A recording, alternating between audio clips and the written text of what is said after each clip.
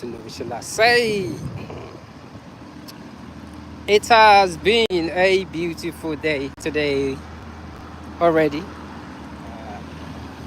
Self honesty is another thing that comes into my mind. Yeah. Actually, I'm going to say this real quick before I forgot.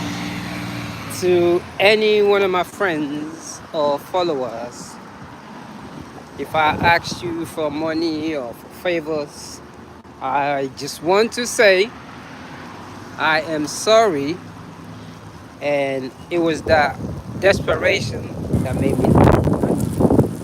But other than that, the whole thing about this spiritual consciousness is the ability woo, to see beyond shame, the ability to let go of our ego, the ability to seek help when we need it. Yes. And even though sometimes those help that you're seeking,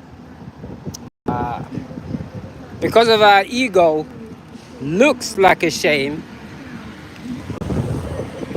but the psychological relief that comes from it is very unique. Because when you could ask people for things and due to some reason they are not in the situation to give it or help, you don't feel bad because at that moment your God of understanding will come. Your God of understanding will provide you with a way out of it. I am truly grateful. Yes, over the years, what I've learned is how to surrender. Yes, how to surrender. I'm actually on my way to an NA meeting, shall I say, and lately I've been saying a lot of things to encourage, help my brothers and sisters who are still struggling with what we call this disease at the center. Uh, I truly understand those things. The type of emotion that makes you go into those places is real. That type of emotion is almost like an emotion that aligns with a chemical in our brain that just makes you think sometimes to numb your emotions, to numb how you feel is the proper thing to do. I also want to say to anybody who is in a struggling process, I greet you, sir, that every day is a brand new day to start over.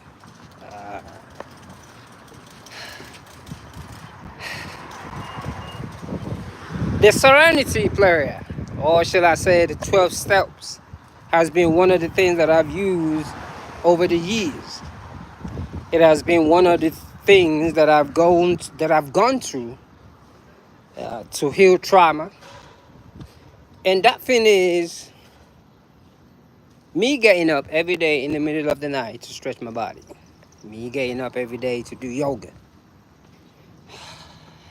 Me getting up every day to go for a run.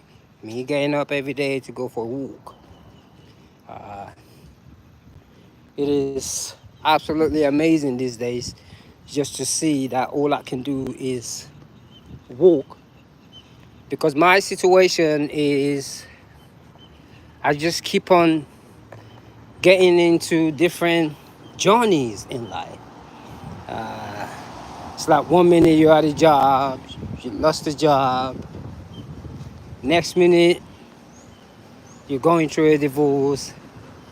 Next minute you're running 100 miles while you wait for your immigration status. And during that time, you have two choices. And those two choices of inspiration came from whom I call Sir Mandela. I remember when I was reading his autobiography, and he said, "You can take my freedom away, but not my mind." I truly, truly took that diligently into my heart. Because when I find myself not being able to do what others do, uh, not being a good provider, and these are the things that society has taught us to do. When I find myself not being able to do that, I cling on to one thing that I knew. I remember many years, all I wanted to do is just get up and go for a run and do yoga and meditate.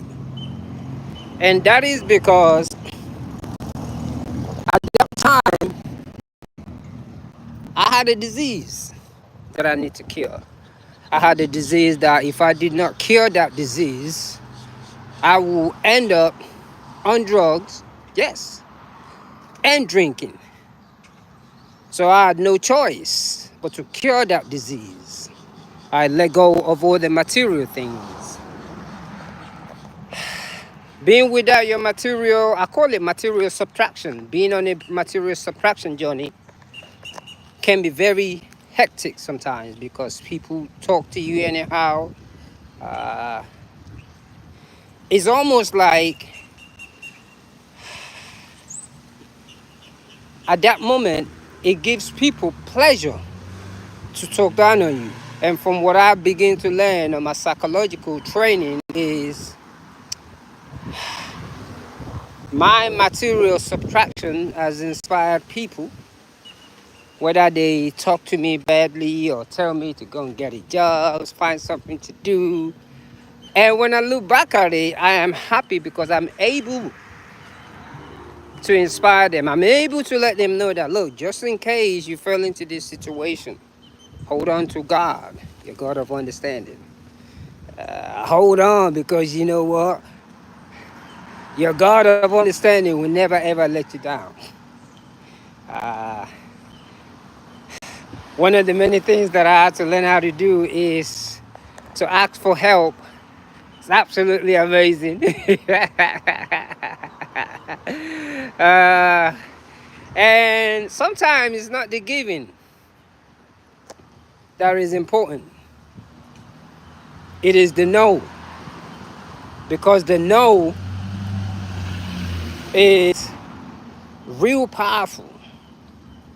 Because when you ask people for money and they can blindly listen to their hearts and say no, it is a lot more powerful than you realize.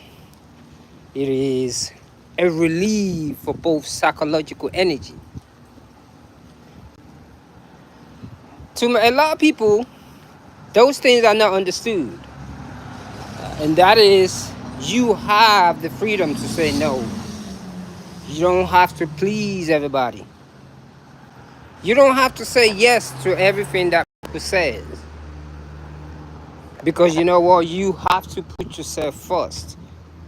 As a matter of fact, in order for you to love others, you got to love yourself first, or it's impossible for you to love somebody else. If you're trying to love someone without loving yourself, looking for love without loving yourself, it doesn't take you anywhere. But to that note, today I am truly looking forward to running again. I said to myself, I am going to fight, yes, till I can't move anymore. The seizure, I am going to heal this body. I am going to sit myself in that lotus pose and run again. Yes, I am determined. And I am just so grateful for every opportunity that I've had in this life to make mistakes. That being said, may you find peace, and yes, one love.